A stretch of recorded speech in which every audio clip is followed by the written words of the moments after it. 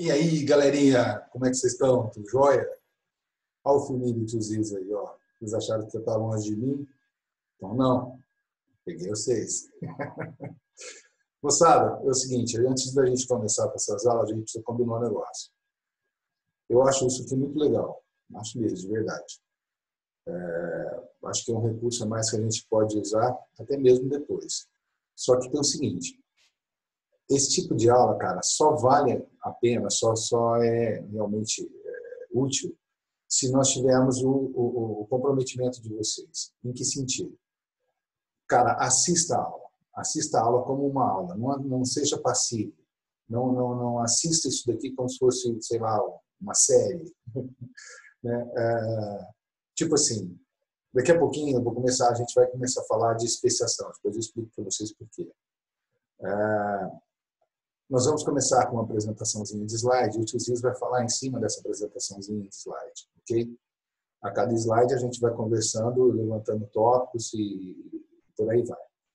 Só que eu quero que vocês, por favor, peguem o caderninho de vocês, anotem cada slide, pare o filme, anote o slide, depois acompanhe o que o tio Ziz vai falar em cada um desses slides.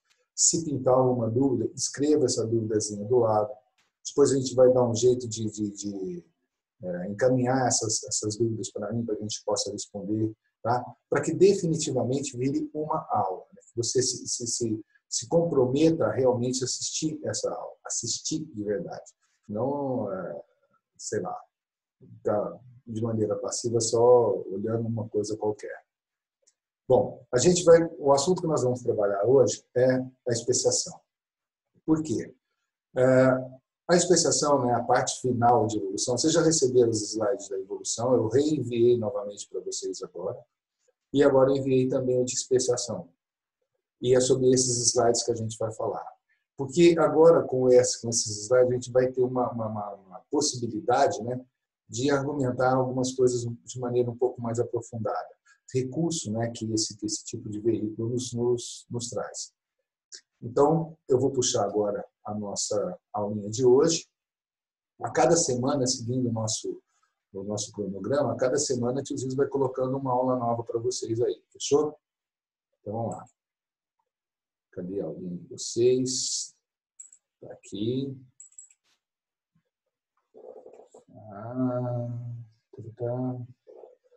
Deixa eu ver. Vou tirar a carinha do tiozinho agora, você não precisa ficar olhando para essa coisa feia aqui, né? E vamos começar a nossa aulinha. Então tá aí, galera. A gente vai falar de especiação com vocês, ok? Conceitos básicos, né? Primeiro, a gente tem que partir disso. O que é uma espécie, né? Espécie é aquele grupo de vírus, de seres vivos, que possuem tal alto grau de semelhança que são capazes de maneira natural e espontânea, a gente começou isso dentro de sala de aula, tem que ser de maneira natural e espontânea, se atrair, cruzar e gerar descendentes férteis. Quer dizer, isso só vai acontecer se o grau de semelhança for muito grande. Tá? E a espécie é esse grau que possibilita esse nível de interação, ok? Depois a gente vai falar de especiação. Especiação, galera, nada mais é, o óbvio, né? Que o processo responsável pela geração de novas espécies. Aqui eu já quero que você pare o slide, dá um break aí e escreve. Depois que você já escreveu esse slidezinho, você escreve aí, ó, toda espécie surge de outra espécie, de modificação de outra espécie pré-existente. Pode escrever isso aí embaixo, ó. Toda espécie surge da modificação de outra espécie pré-existente. Traduzindo, não surge uma espécie do nada. Não é isso, né, galera? Do nada não vai existir uma espécie. Fechou? Por que especiar? Qual é a vantagem de especiar? Porque, bicho, se você pensar, por exemplo, eu estava vendo aqui um exemplozinho que a gente trabalhou em sala de aula até. O nosso mamífero fundamental. Esse mamífero aqui foi o primeiro mamífero da história. E olha a descendência dele que virou. Só que para virar tudo isso daqui, cara, primeiro, isso não foi voluntário. Segundo, isso custou muito tempo, custou muita energia. várias relações de tentativa e erro aconteceram aqui. Muitas espécies que foram surgindo aqui desapareceram, se extinguiram. Traduzindo tudo isso que eu estou falando, é o seguinte: isso é caro. Evolutivamente falando, isso é muito caro. Porém, por que mesmo assim, sendo caro desse jeito, valeu a pena para os mamíferos? O que aconteceu? Galera, é o seguinte, então vamos imaginar o contrário. Vamos imaginar se nós não estivéssemos especiados, se nós não estivéssemos gerando novas espécies a partir daquela espécie inicial. Você já imaginou todos nós, ainda na forma desse ratão, vivendo junto, comendo as mesmas coisas, disputando o mesmo território, buscando as mesmas fêmeas, a mesma reprodução? Cara, o nível de competição ia ser muito alto. Então, para que esse nível de competição não seja tão alto assim, foi legal, né? É vantajoso, apesar do custo evolutivo, é vantajoso a geração de novas espécies. Mas, pelo amor de Deus, não esquece, isso não é involuntário. Esse ratão não acordou de manhã e falou assim: vou virar uma chita à tarde. Não, não é por aí, né, galera? Você sabe disso. Esse é um ato totalmente involuntário, progressivo, extremamente lento, mas que gerou esse número grande de espécies aí. Aqui, galera, aquela sequência de eventos de uma forma de especiação padrão, né? Nós falamos para você, para especiar, o que é que tem que acontecer? Qual é a receitinha? Então, tá aí.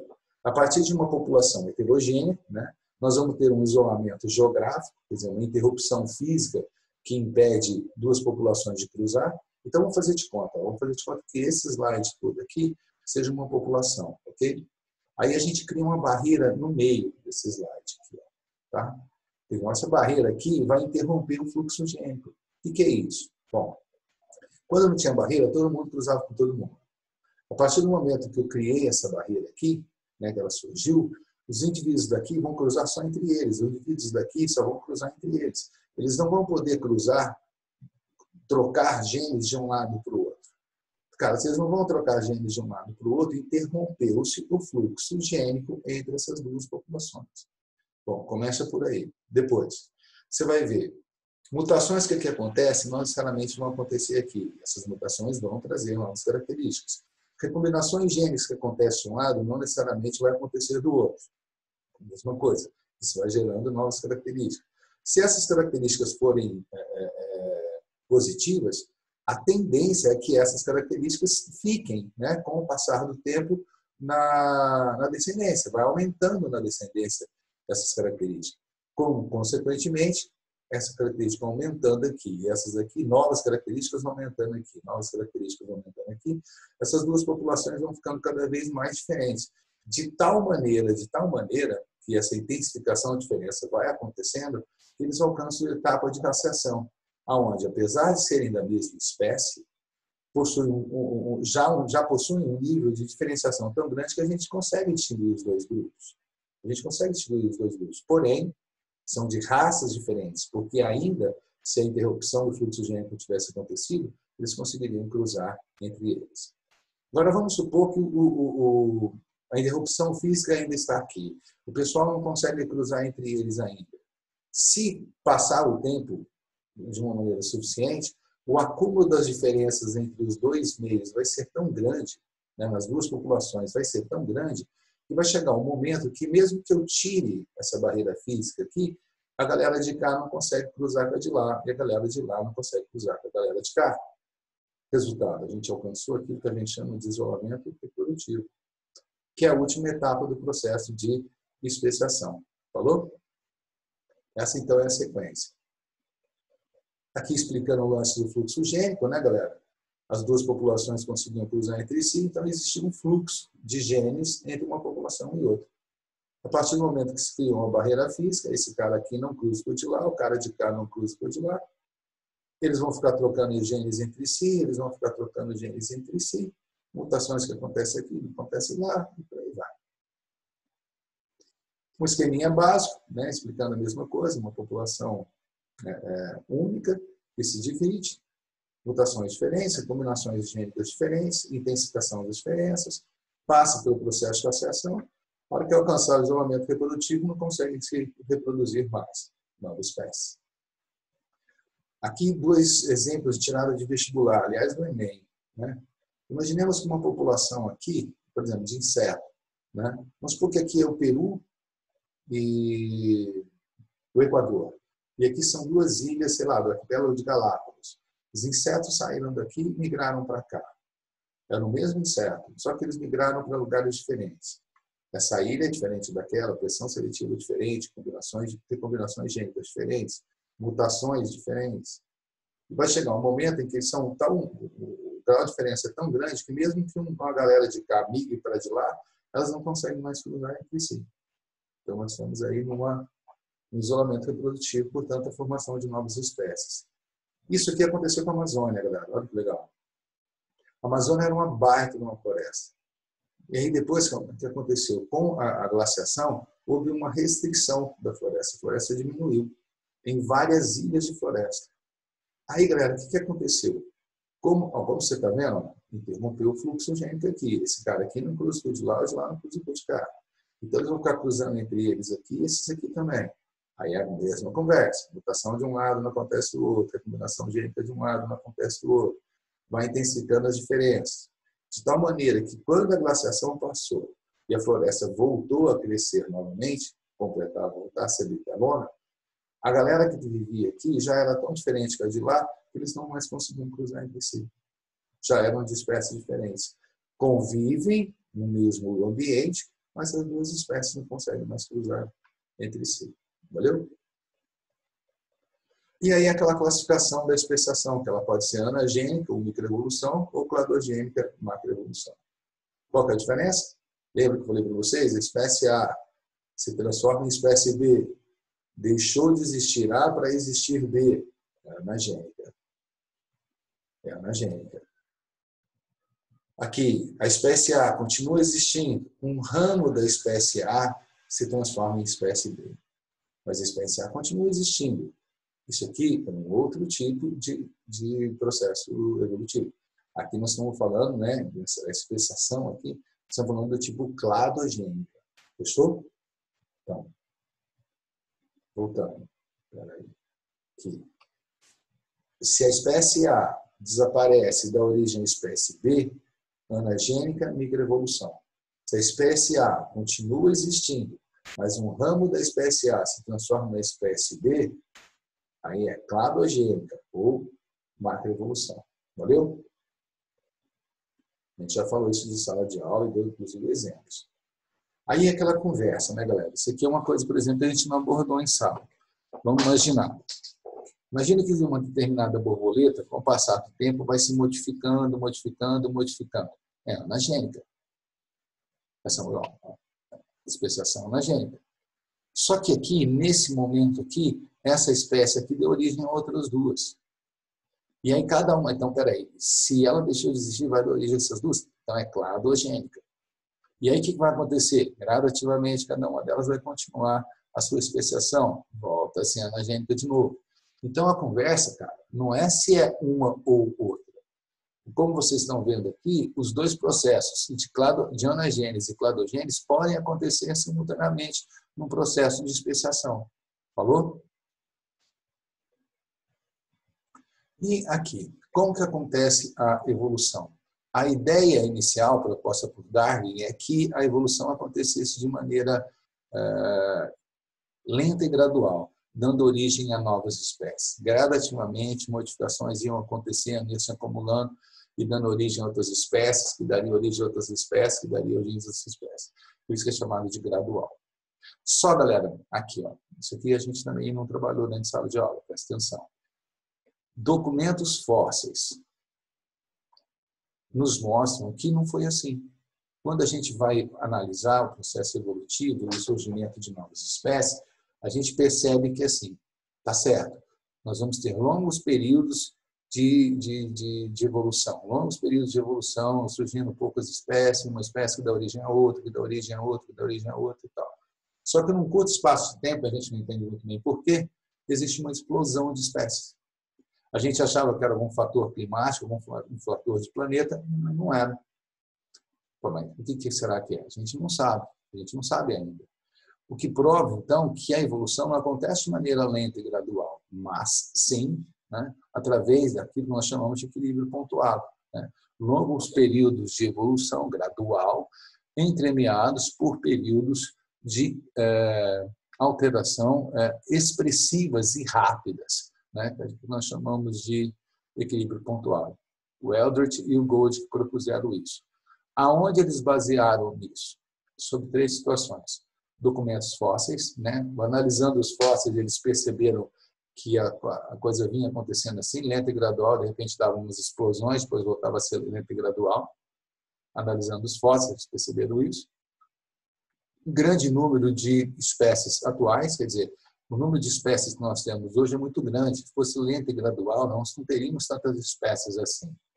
E, por fim, aquela que eu acho mais legal, fósseis vivos. Um peixe chamado selacanto, cica, que é uma planta, ginkgo biloba, que é uma árvore, né?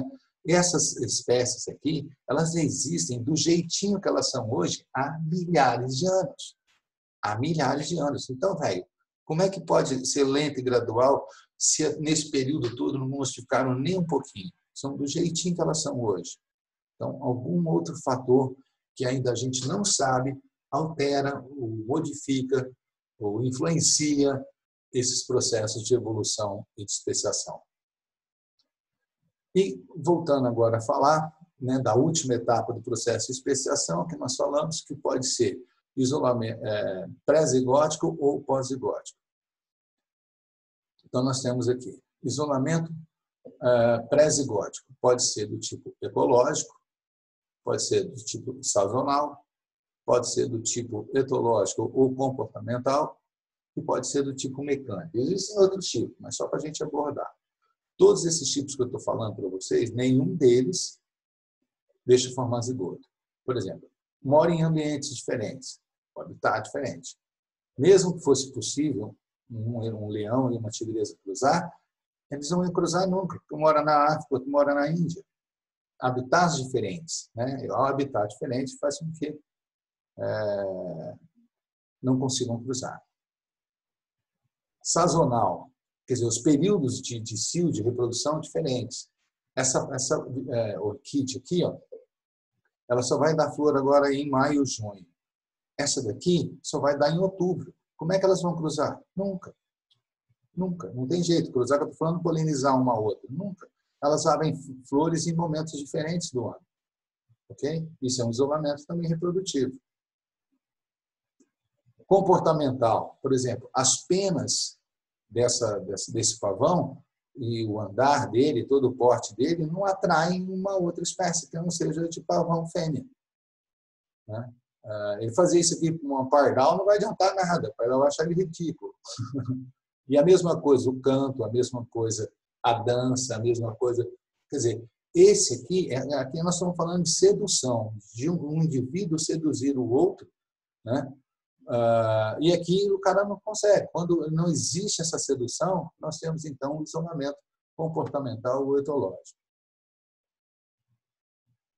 Aqui o mais fácil de ver, o anatômico, o mecânico. Né?